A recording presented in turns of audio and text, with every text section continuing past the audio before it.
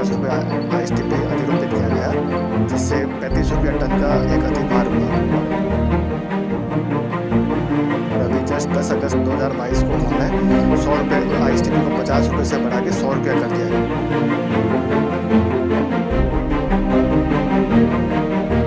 जो कि मतलब आज ये हालत हो गई है कि क्रशर पे रोजगार के एक संकट उत्पन्न हो गया। गाड़ियाँ जो आती थी वो गाड़ियों की संख्या लगभग आधी से कम हो गई।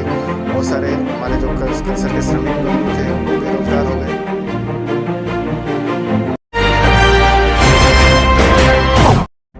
छतरपुर क्रशर एसोसिएशन ने आज माइनिंग विभाग के माध्यम से कलेक्टर छतरपुर को एक ज्ञापन सौंपा है। इस ज्ञापन में क्रशर संचालकों ने वर्तमान समय में अपने क्रशर के संचालन में आ रही समस्याएं और उत्तर प्रदेश की सीमावर्ती इलाकों में चल रहे क्रशर जैसे दिदवारा, लवकुश नगर और प्रकाश बमोरी क्षेत्र में चल रहे क्रशरों की समस्या से अवगत कराया। उन्होंने बताया कि उत्तर प्रदेश में ₹50 ISTP चल लगता था, जो बढ़कर अब ₹100 हो गया है। हालांकि ये मामला उत्तर प्रदेश सरकार का है, फिर भी उन्होंने मांग की कि मध्य प्रदेश शासन की ओर से इस अतिरिक्त कर को कम कराने की बातचीत की जाए। पहले से ये मामला हाई कोर्ट में लंबित है, फिर भी यूपी सरकार ने इसे बढ़ा दिया है, जिसके कारण क्रशर संचालकों पर अतिरिक्त भार पड़ रहा है। दूसरी ओर इसके चलते उत्तर प्रदेश से गाड़ियां कम आ रही हैं और गिट्टी की सप्लाई भी घटती जा रही है, जबकि सेंट्रल गवर्नमेंट ने GST नामक टैक्स लगा रखा है, जो एकमात्र टैक्स है और उसके बाद किसी अन्य टैक्स को देने की जरूरत नहीं पड़ती।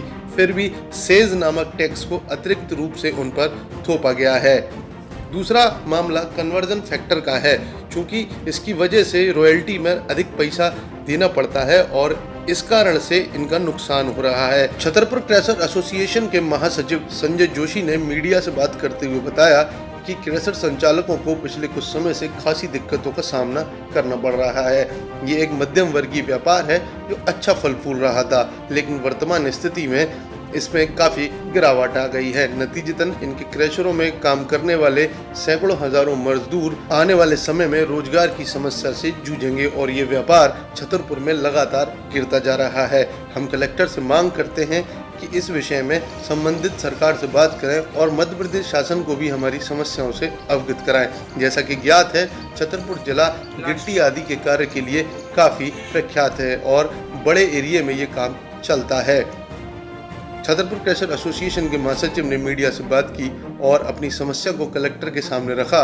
इसके बाद उन्होंने बताया कि कलेक्टर संदीप GR ने उनकी पूरी समस्या को गंभीरता से लिया है और वादा किया है कि वे जल्दी ही शासन से इसकी बात करेंगे। इस तरह का आवेदन दिया है और सबसे पहले परिचय जानना चाहेंगे आपका। मैं ये छतरपुर क्रशर एसोसिएशन का महासचिव संजय जोशी, और हम लोग सीमावर्ती यूपी में सीमावर्ती जैसे दिदवारा है, लवकुश नगर और ये प्रकाश बमोरी में हमारे क्रशर संचालित हो रहे हैं, जिससे कि हमारा व्यापार सुगमता से चल रहा था। लेकिन गत 1 वर्ष के अंदर यूपी सरकार की नीति ऐसी आ गई, पहले ₹50 ISTP अधिरोपित किया गया, जिससे ₹35 टन का एक अधिभार हुआ। और अभी जस्ट 10 अगस्त 2022 को उन्होंने ₹100 ISTP को ₹50 से बढ़ा के ₹100 कर दिया गया, जिससे ₹70 टन का आज एक अधिभार पड़ रहा है।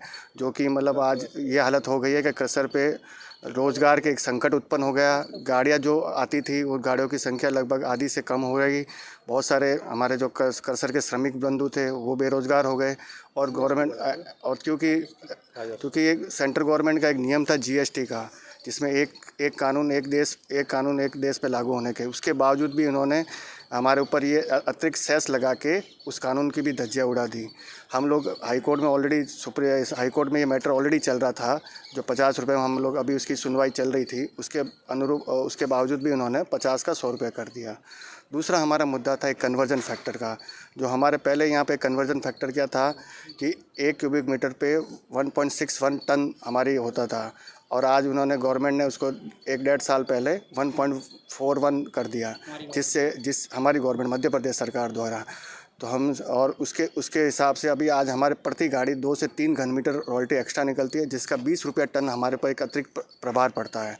तो हम अपनी सरकार से भी ये आशा करते हैं कि अगर ये एक मध्यम वर्गीय का उद्योग है और इससे लाखों हज़ारों लोगों को श्रम रोज़गार मिलता है, तो हमारी सरकार कम से कम हमारी एक कन्वर्जन फैक्टर में और ISTP में उत्तर प्रदेश सरकार से कुछ वार्ता करके या उत्तर प्रदेश सरकार के पूर्व प्रमुख सचिव या मुख्यमंत्री से वार्ता करके इसमें हमें राहत दिलाए, ताकि हम लोग जिंदा रह सके और हमारा व्यापार सुगमता से चल सके। अभी किसी आवेदन दिया है आपने और क्या हमने अभी मतलब कितनी जल्दी मांग पूरी करवाना चाहते हैं? नहीं होती तो क्या करेंगे आगे?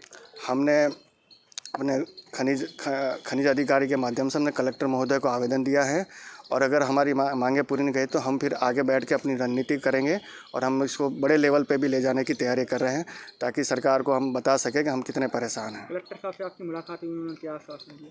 कलेक्टर साहब ने हमें बहुत अच्छा आश्वासन दिया, उन्होंने अच्छा रिस्पांस दिया हमें। ये बोले कि हम जितनी हो सके वो यहाँ से अभी मध्य प्रदेश सरकार को पत्र लिखेंगे और हमारी मांगों को अवगत कराएंगे और अति शीघ्र इसका जितना जल्दी इसका समाधान हो सके वो प्रयत्न करेंगे।